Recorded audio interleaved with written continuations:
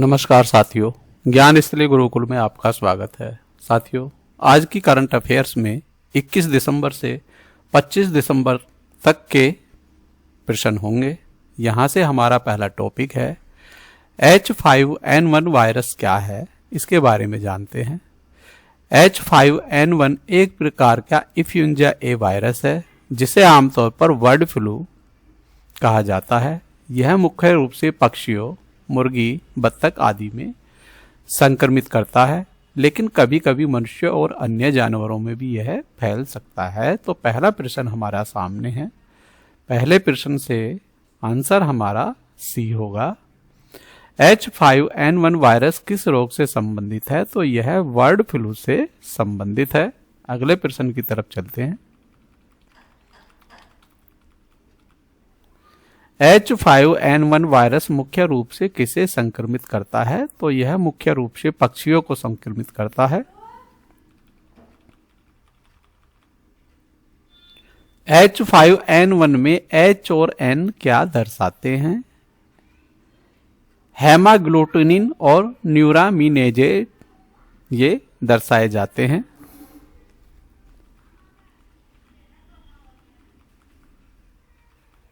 अगला प्रश्न, H5N1 virus मनुष्यों में मुख्य रूप से कैसे फैलता है?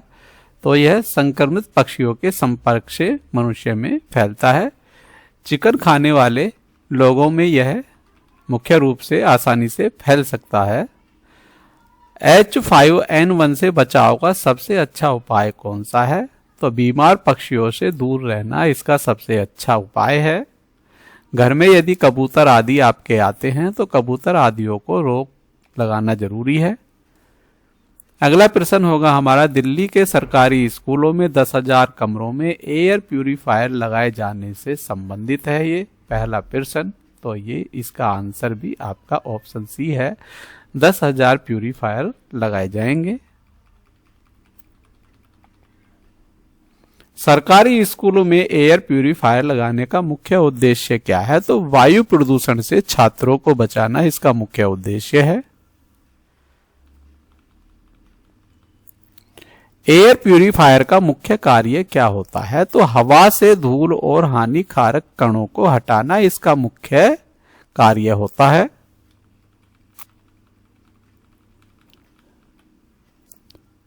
एयर प्यूरिफायर विशेष रूप से किन महीनों में अधिक उपयोग होते हैं? तो सबसे ज्यादा ये सर्दियों में उपयोग होते हैं। ऑप्शन सी हमारा सही है।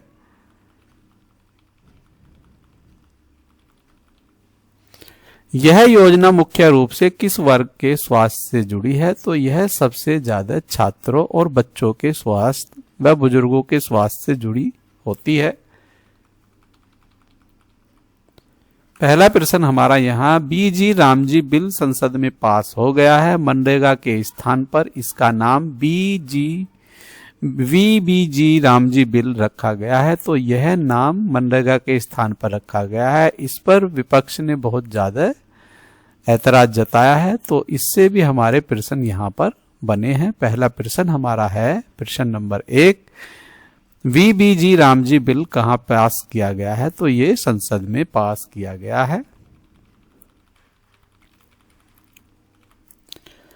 वीबीजी रामजी बिल किस योजना के स्थान पर लाया गया बताया गया है? तो ये मनरेगा के स्थान पर लाया गया है। मनरेगा का पूरा नाम क्या है? तो मनरेगा का पूरा नाम ऑप्शन हमारा ए है, महात्मा गांधी राष्ट्रीय ग्रामीण रोजगार गारंटी अधिनियम है। ये एक एक्ट है, ये कोई योजना नहीं है, ये एक अधिनियम है। अगला प्रश्न, मनरेगा का मुख्य उद्देश्य क्या रहा है? तो ऑप्शन बी, ग्रामीण क्षेत्रों में रोजगार की गारंटी रहा है। अगला प्रश्न,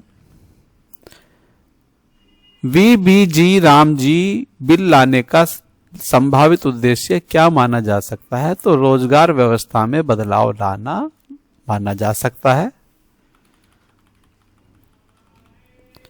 मनरेगा मुख्य रूप से किस क्षेत्र से संबंधित रहा है? तो ये ग्रामीण क्षेत्रों से मुख्य रूप से संबंधित रहा है। संसद द्वारा किसी बिल के पास होने का अर्थ क्या है? कानून बनाने की प्रक्रिया पूरी होना। ऑप्शन बी आंसर हमारा सही।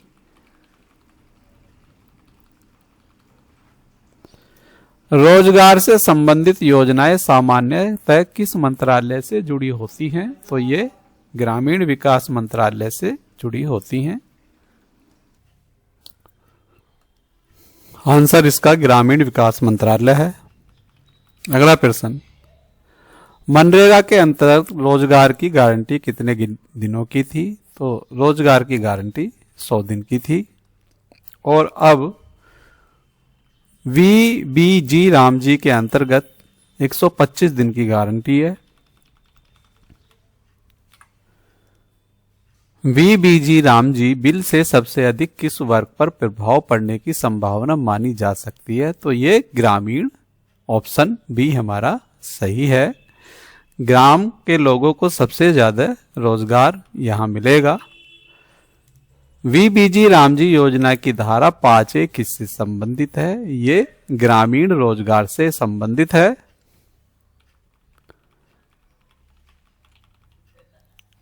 धारा 5A के अनुसार प्रत्येक ग्रामीण परिवार को कितने दिनों का रोजगार दिया जाएगा? तो इसके अंतर्गत 125 दिन का रोजगार दिया जाएगा।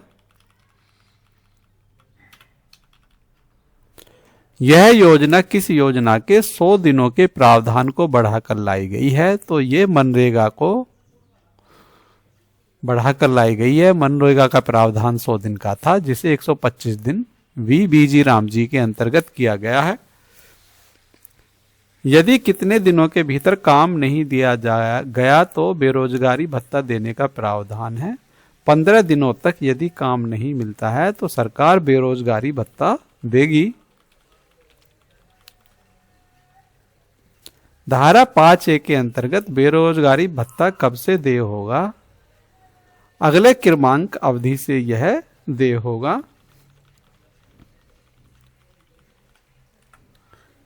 VBG रामजी योजना का मुख्य लाभार्थी वर्ग कौन सा है? तो ग्रामीण परिवार, ऑप्शन बी। 125 दिन रोजगार उपलब्ध कराने का मुख्य उद्देश्य क्या है? तो पलायन को रोकना इसका मुख्य उद्देश्य, ऑप्शन बी। बेरोजगारी भत्ता देने का प्रावधान किस स्थिति में लागू होता है? जब काम उपलब्ध न कराया जाए, ऑप्शन बी।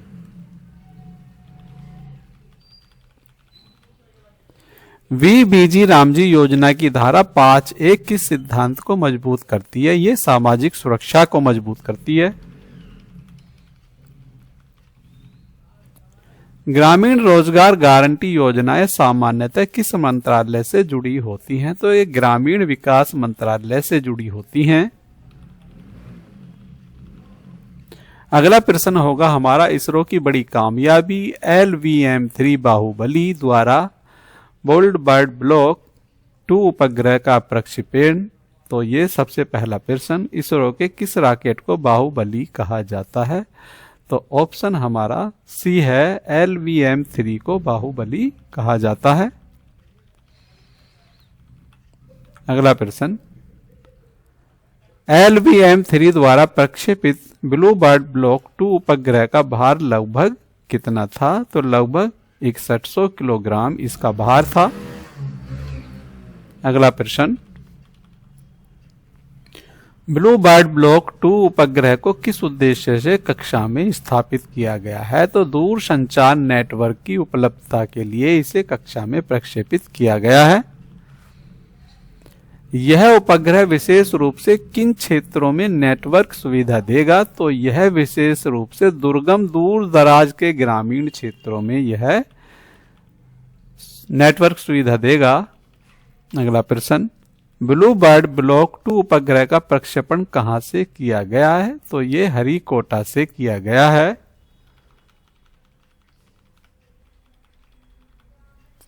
LVM-3 रॉकेट किस श्रेणी में आता है? यह हैवी लिफ्ट के अंतर्गत आता है।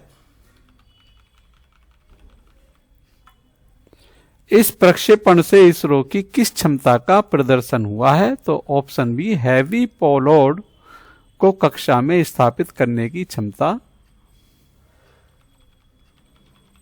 अगला प्रश्न, ब्लू बर्ड ब्लॉक 2 जैसे उपग्रह किस क्षेत्र में क्रांतिकारी बदलाव ला सकते हैं? तो संचार व कनेक्टिविटी के क्षेत्र में ये क्रांतिकारी बदलाव ला सकते हैं।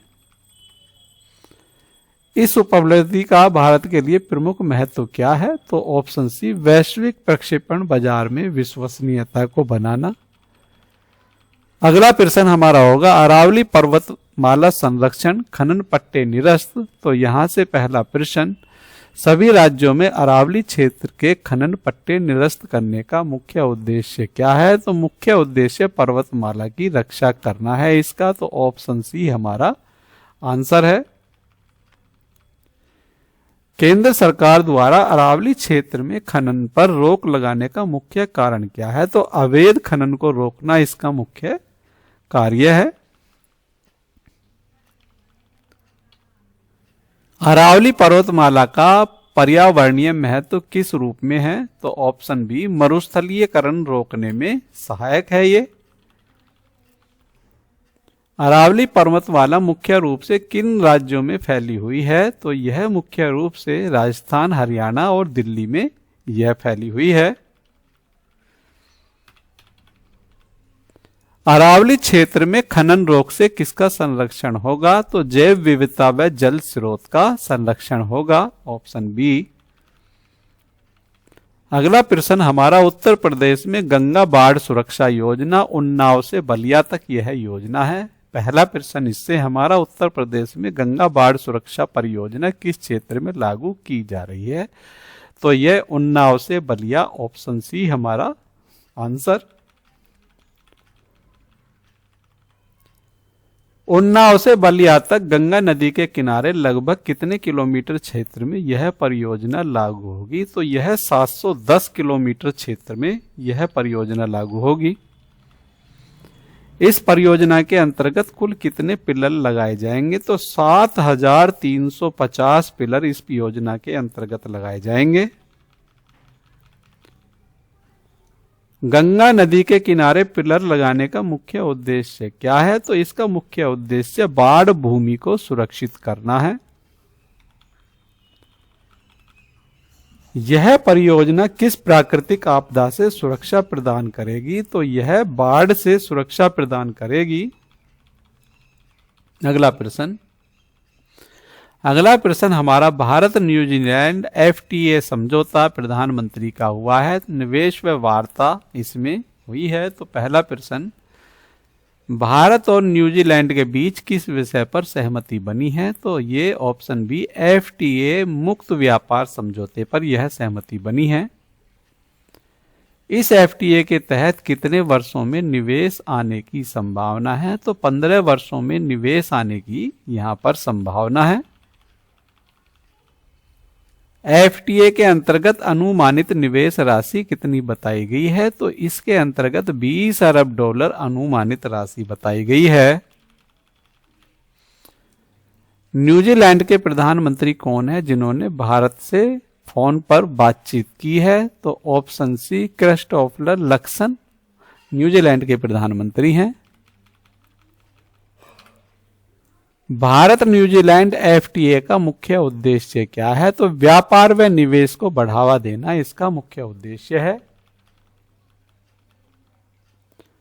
अगला क्वेश्चन हमारा, उत्तर प्रदेश में अनुपूरक बजट 2025-26 विकास को गति। तो यहां से पहला प्रश्न, उत्तर प्रदेश को पारित अनुपूरक बजट की कुल राशि कितनी है? तो इसकी कुल राशि 24,497 करोड़ रुपए है। इस अनुपूरक बजट का मुख्य उद्देश्य क्या है? तो स्वास्थ्य, बिजली व उद्योगों को गति देना इसका मुख्य उद्देश्य है। बजट में स्वास्थ्य क्षेत्र के लिए कितनी राशि का प्रावधान किया गया है? तो इसमें स्वास्थ्य के लिए 13,000 करोड़ रुपए का प्रावधान किया गया है। गन्ना एवं चीनी मिलों के लिए कितनी राशि आवंटित की गई है? तो ये 400 करोड़ रुपए आवंटित की गई है। औद्योगिक विकास के लिए बजट में कितनी राशि रखी गई है? तो ऑप्शन डी, 4,874 करोड़ रुपए विकास राशि रखी गई है। पावर सेक्टर बिजली क्षेत्र के लिए आवंटित राशि कितनी है? तो पावर सेक्टर के लिए 4,521 करोड़ रुपए रखी गई है।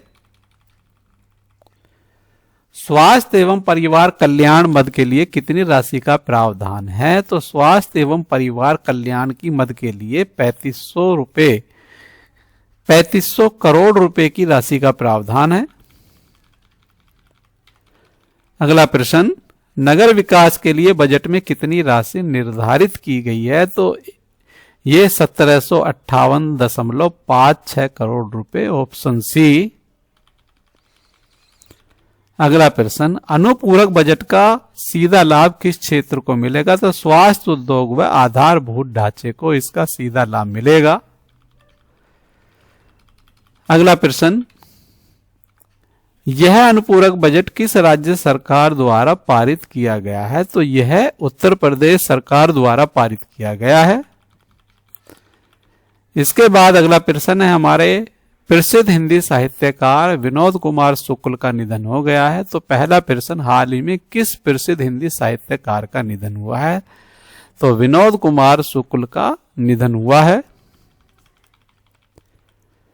निम्न में से कौन सा उपन्यास विनोद कुमार शुक्ल द्वारा लिखा गया है? तो नौकर की कमीज उपन्यास इनके द्वारा लिखा गया है। खिलेगा तो देखेंगे किस विधा की रचना है? तो यह कविता उपन्यास है, ऑप्शन बी।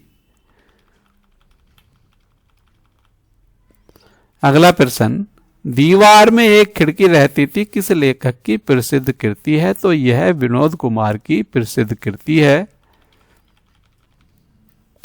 विनोद कुमार शुक्ल को हिंदी साहित्य में विशेष रूप से किसके लिए जाना जाता है? तो सरल भाषा और संवेदनशील लेखन के लिए इनको जाना जाता है। इसी के साथ आज की करंट अफेयर्स के सभी प्रश्न हमारे समाप्त होते हैं। यदि आपको इसके बारे में विस्तृत जानकारी चाहिए तो आप डिस्क्रिप्शन बॉक्स में पढ़ सकते हैं। आगे से हमारी करंट अफेयर्स 5 दिन की एक साथ आपको इसी तरह से मिलेगी जैसे आज 21 दिसंबर से 25 दिसंबर के बीच की मिली है। करंट अफेयर्स की श्रृंखला यदि आपको अच्छी लगी तो वीडियो को लाइक कीजिए, वीडियो को शेयर कीजिए, और यदि आपने हमारा चैनल सब्सक्राइब नहीं किया है तो चैनल को सब्सक्राइब कीजिए। मिलते हैं नई करंट अफेयर्स व अन्य जीके की वीडियो के साथ। तब तक के लिए जय हिंद, जय भारत, धन्यवाद साथियों।